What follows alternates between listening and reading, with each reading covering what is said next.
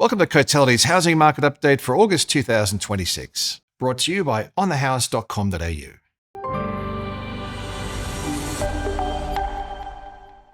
Australia's housing market downturn accelerated through July, with the latest Cotality Home Value Index showing a 0.7% decline in national dwelling values. That's the largest monthly fall since December 2022, and a clear sign that housing conditions have weakened materially over recent months. Importantly, the downturn is no longer confined to Sydney and Melbourne. Sydney home values fell by 1.4% through July. Melbourne values were down 1.2%. These markets have been leading the decline for some time, but the latest data shows the softer conditions have now spread into the mid-sized capitals as well. Brisbane housing values fell by 0.6% over the month. Adelaide was down 0.2%, and historical revisions show both cities have now recorded 2 consecutive months of decline. Perth was the only major capital city to remain in positive territory, posting a modest 0.1% rise in July, although revisions to earlier data show conditions have weakened much more rapidly than initially thought. What we're seeing is a broad-based loss of momentum across the housing market. Affordability pressures, serviceability constraints, 3 cash rate increases this year, higher living costs, weak consumer sentiment, and uncertainty around policy changes announced in the federal budget have all combined to weigh on housing demand. The weakness remains most apparent across higher-priced housing markets and premium housing stock. Nationally, the upper quartile of home values have fallen by more than 3% over the past 3 months, while lower-priced housing has remained relatively resilient. A changing market is also becoming evident through listings activity. While total advertised supply is tracking higher across the capital cities, the flow of new listings has started to deteriorate in recent weeks, particularly in Sydney. Many prospective sellers appear reluctant to list into a weaker market environment and are choosing to wait for conditions to improve. Even so, advertised stock levels remain elevated because demand has weakened faster than supply.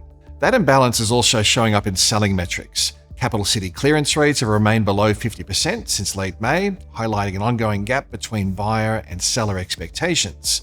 Private treaty sales are taking longer and involving larger discounts as buyers gain more leverage in the negotiations.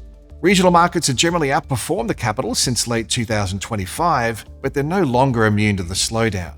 The combined regionals index fell by 0.2% in July, marking the first monthly decline since January 2023.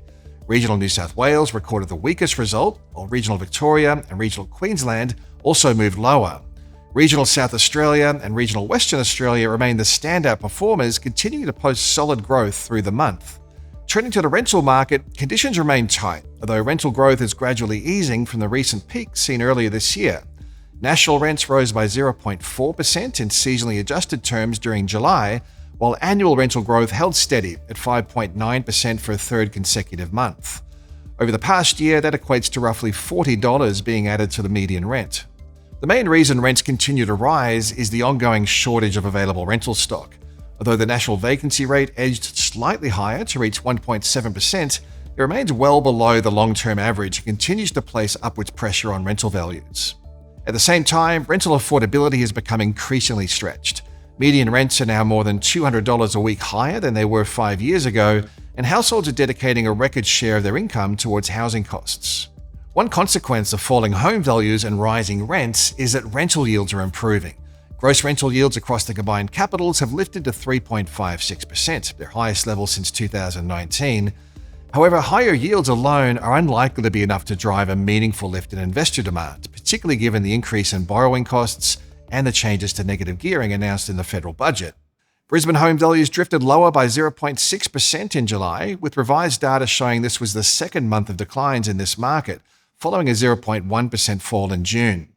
Higher value properties have led the downturn, with upper quartile dwellings down 1.2% over the past 3 months, compared with a 0.5% increase across the lower quartile.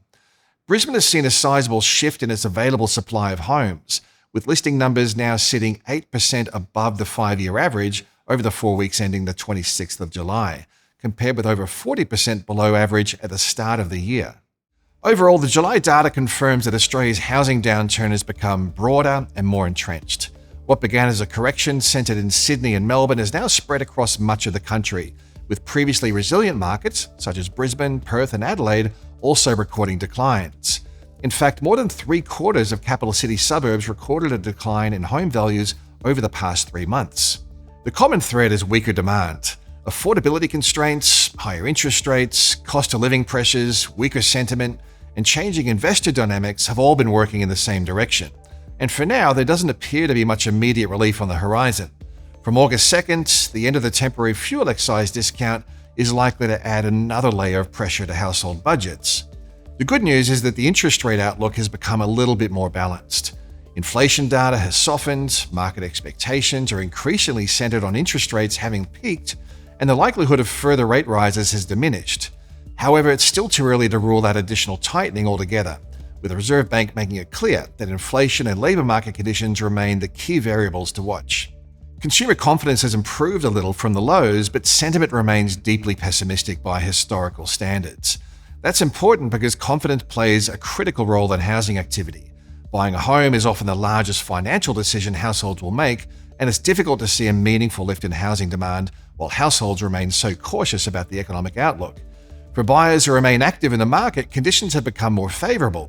There's more stock to choose from, competition has eased, selling times have lengthened, and negotiating power has shifted away from vendors for the first time in several years. At the same time, we're starting to see the market adjust on the supply side as well. New listings are slowing as potential sellers choose to sit on the sidelines rather than bring their property to the market in weaker conditions.